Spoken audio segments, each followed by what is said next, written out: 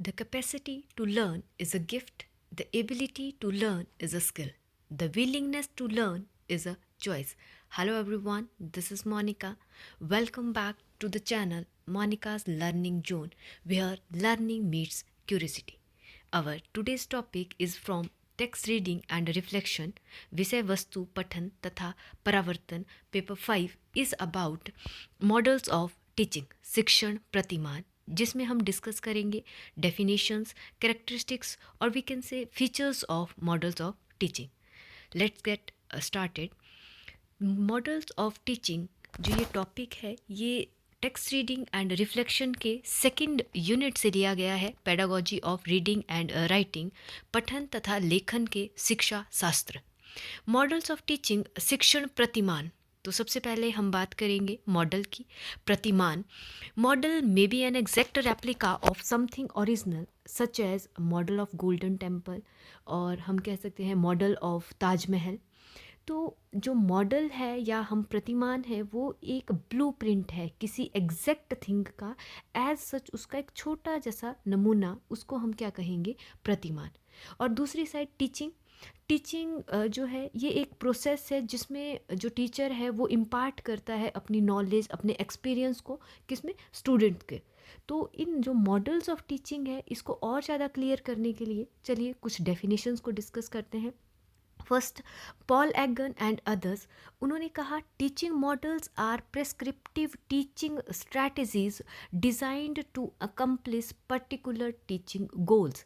शिक्षण मॉडल विशिष्ट शिक्षण लक्ष्यों को पूरा करने के लिए तैयार की गई निर्देशात्मक शिक्षण रणनीतियां हैं. पॉल एगन ने कहा कि हम अगर कहें कि मॉडल, अभी एक साइड को तो हमने कहा कि मॉडल क्या है, एक नमूना है, पर टीचिंग में, पर्टिकुलर टीचिंग में मॉडल क्या हुआ, ये है एक टीचिंग स्ट्रैटेजीज जो आपको एक पर्टिकुलर गोल को अचीव करने में हेल्प करती है. ये किसने कहा, पॉल एगन एंड अदर्स ने. सेकंड डेफिनेशन है हाइमन.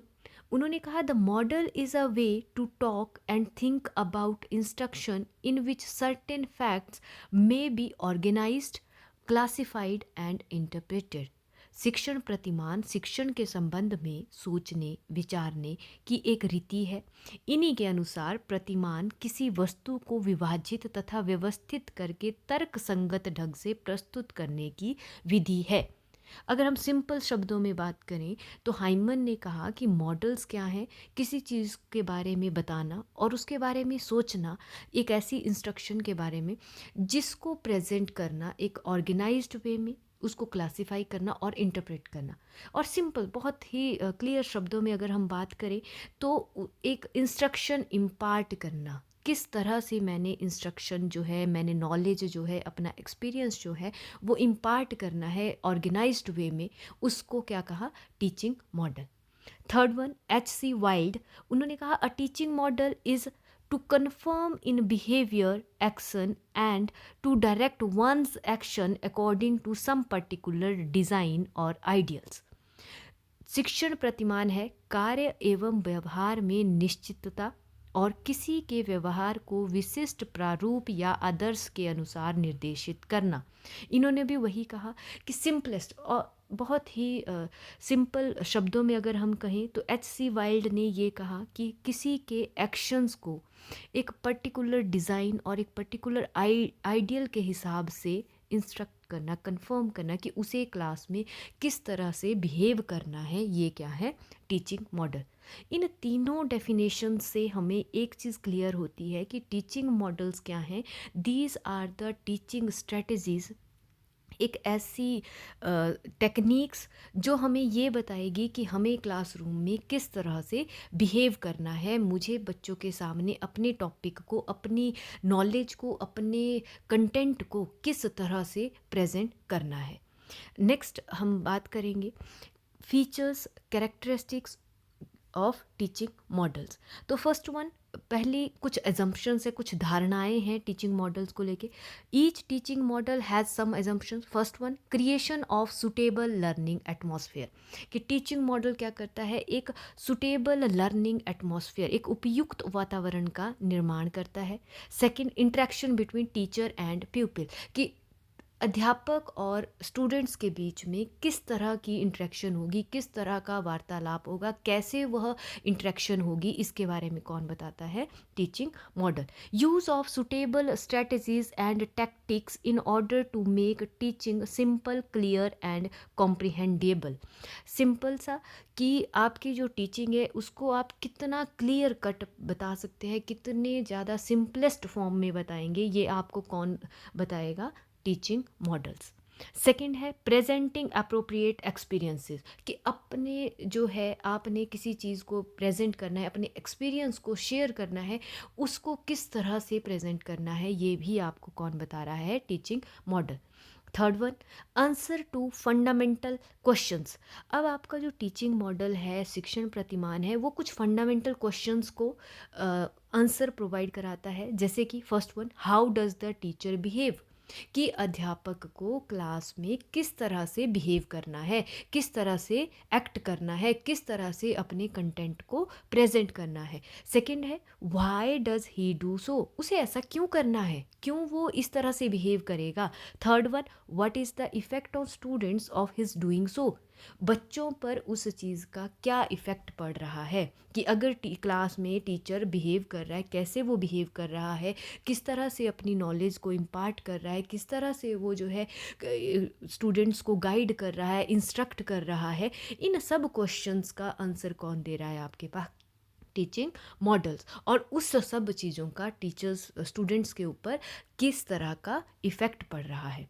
फोर्थ वन है बेस्ड ऑन इंडिविजुअल डिफरेंसेस। देखिए जो हमारे टीचिंग मॉडल है वो किसके ऊपर बेस्ड होता है? इंडिविजुअल डिफरेंसेस, व्यक्तित्व विभिन्नता पर आधारित। इंडिविजुअल डिफरेंसेस, तो फर्स्ट ऑफ ऑल हम बात करेंगे कि आपका जो एक क्लासरूम होता है उसमें हमारे पास 3 तरह के स्टूडेंट्स होते हैं। एक आपने एनपीसी कर्व की अगर हम बात करें, एक आपका एवरेज स्टूडेंट है, एक आपका बिलो एवरेज है, एक आपका अबव एवरेज है। मतलब आपकी क्लास में एक बच्चा गिफ्टेड भी है, एक मॉडरेट है और एक आपके पास स्लो लर्नर भी है। तो टीचिंग मॉडल वहाँ पे टीचर को एक गाइडलाइंस वो इस तरह से जो है चीज़ें प्रोवाइड करवाएगा कि टीचर को वहाँ पे किस तरह से रिएक्ट करना है। अगर मान लीजिए मैंने अपना एक टॉपिक प्रेजेंट करना है, फॉर एग्जांपल मैं अगर आर्किमिडीज सिद्धांत की बात करती हूँ, तो मेरी क्लास में एक मॉडरेट बच्चा है, एक स्लो लर्नर है और एक गिफ्टेड है। मुझे तीनों को एंगेज करना है, तो मुझे किस तरह की स्ट्रेटजीज अपनानी है, क्योंकि मेरी क्लास में एक ऐसा बच्चा है जिसको अभी फ्लोटिंग का कंसेप्ट नहीं पता, बट एक ऐसा बच्चा है जिसको मैं रीज़न बता सकती हूँ कि फ्लोटिंग क्यों हो रही है। तो इन सब चीज़ों को जो है एक्सप्लेन करने के लिए मुझे कौन हेल्प करता है? Teaching model.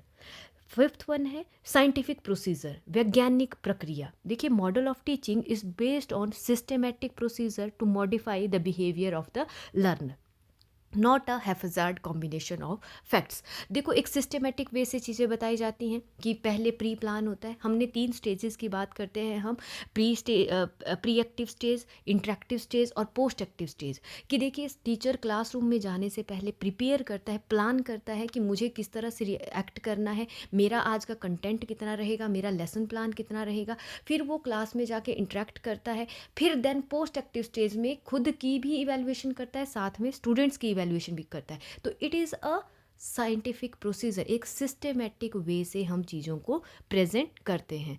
सिक्स्थ वन है आपके पास टीचिंग स्ट्रेटजीज। हमने डेफिनेशन में पॉल एगन की डेफिनेशन में भी देखा कि teaching models are teaching strategies और approaches to accomplish a particular goal. किसी एक गोल को अचीव करने के लिए जो टीचिंग स्ट्रेटजीज हम अपनाते हैं उनको हम क्या कहेंगे? Teaching models. नेक्स्ट है आपका गाइडलाइंस, दिशा निर्देश फॉर डिज़ाइनिंग एजुकेशनल एक्टिविटीज़। तो एजुकेशनल एक्टिविटीज़ को कि देखिए एक सब्जेक्ट एरिया है, कोई सिलेबस है आपके पास, आपने उसको किस तरह से प्रेजेंट करना है, किस तरह से कवर करना है, ये गाइडलाइंस होती हैं टीचर्स के लिए as well as for students के लिए। नेक्स्ट वन है प्रिस्क्रिप्टिव, निर्देशात्मक। It means the teacher's responsibilities during the planning, implementing, and evaluating stages are clearly designed. मैंने अभी आपसे बात कही कि 3 तरह की स्टेजेस होती है, pre active stage, interactive stage और पोस्ट एक्टिव स्टेज। तो ये निर्देशात्मक होते हैं। टीचिंग मॉडल आपको बताता है कि आपने क्या प्लानिंग करनी है। फिर प्लानिंग में आपके पास बहुत सारी चीज़ें आती है। जब हम एक लेसन प्लान क्रिएट करते हैं, वहाँ पे आपके पास आता है कि आप इंस्ट्रक्शनल ऑब्जेक्टिव फ्रेम करते हैं, आप प्री प्लान करके जाते हैं। मैंने टीचिंग एड कब यूज़ करनी है, मैंने कौन सी चीज़ क्या करनी है, मैंने अपने बच्चों को एंगेज कब करना है। हर एक चीज़ हम कहाँ करते हैं, प्री एक्टिव स्टेज में। फिर एक्चुअल क्लासरूम में हम जाते हैं, फिर हम ये देखते हैं कि जो मैंने प्लान किया था क्या वो इम्प्लीमेंट हुआ। फिर थर्ड स्टेज आती है आपके पास पोस्ट एक्टिव स्टेज, जहाँ पे हम ये देखते हैं कि इवेलुएट करते हैं हम खुद को भी और स्टूडेंट्स को भी कि क्या सच में जो चीज़ मैंने प्लान करी थी क्या वो इंटरेक्टिव स्टेज में, या कहाँ उसमें कमी रही, या किस तरह का मेरे पास सिचुएशन आई, मुझे किस तरह से वो चीज़ें हैंडल ऑन करनी है। ये सारी चीज़ें कौन बता रहा है आपको, teaching models. And next one है रियलाइजेशन ऑफ ऑब्जेक्टिव, या श्योर, उद्देश्यों की प्राप्ति। देखिए टीचिंग मॉडल हेल्पफुल होते हैं किसमें, रियलाइजेशन ऑफ एजुकेशनल ऑब्जेक्टिव्स। आप निर्देशात्मक उद्देश्य, देखिए मैं अगर अपना टॉपिक पढ़ा रही हूँ तो उसमें मैं पहले प्रिस्क्राइब करूँगी कि मैं अपने कंटेंट में क्या क्या चीज़ें करूँगी। तो मैंने कुछ ऑब्जेक्टिव फ्रेम कर लिए कि मैं अगर एक टॉपिक ले रही हूँ तो मैं उसमें उसको डेफिनेशन बताऊँगी, उसके मैं एग्जाम्पल्स बताऊँगी, और हो सकता है तो मैंने उसकी कोई प्रक्रिया भी बता दी।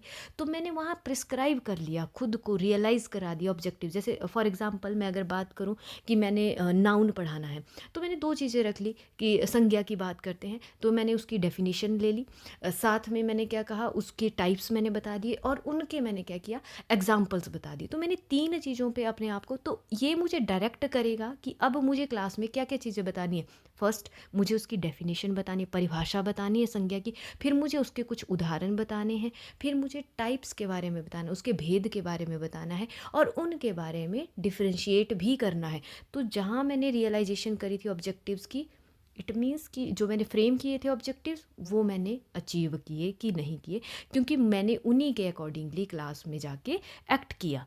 नेक्स्ट है based on maxims of teaching. देखिए शिक्षण सूत्रों पर आधारित होता है। हाँ जी, टीचिंग मॉडल जो है आपके मैगजीम्स क्या होते हैं टीचिंग्स के, देखिए simple to complex, known to unknown, concrete to abstract. हम और ज़्यादा इजीली अगर बात करें तो रूल एग मेथड होता है, एग रूल मेथड होता है।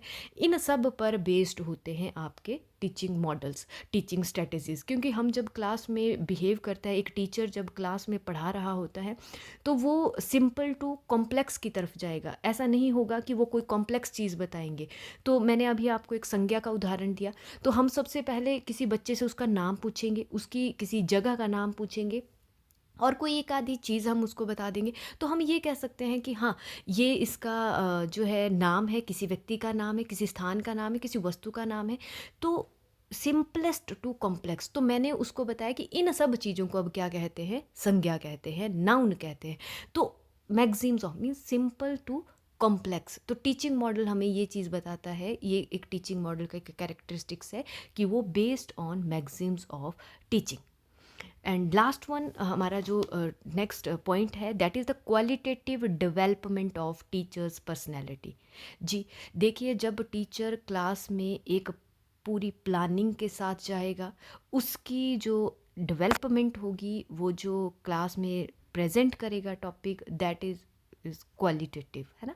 तो उसकी जो व्यक्तित्व है वो गुणात्मक होगा, क्योंकि वो एक्ट कैसे करेगा क्लास में, वो प्री प्लान है कि मुझे ऐसे जैसे एक्ट करना है, मैंने कब अपना कंटेंट प्रेजेंट करना है, कब मुझे किस तरह से चीज़ें प्रेजेंट करनी है। वो सारी चीज़ें जब प्री प्लान होगी वो एग्जीक्यूट भी वैसे ही होगी, और जब उसको एक प्रॉपर वे से इवेलुएट भी किया जाएगा तो उसकी जो डेवलपमेंट है, जो उसकी टीचिंग है, दैट वाज द क्वालिटेटिव।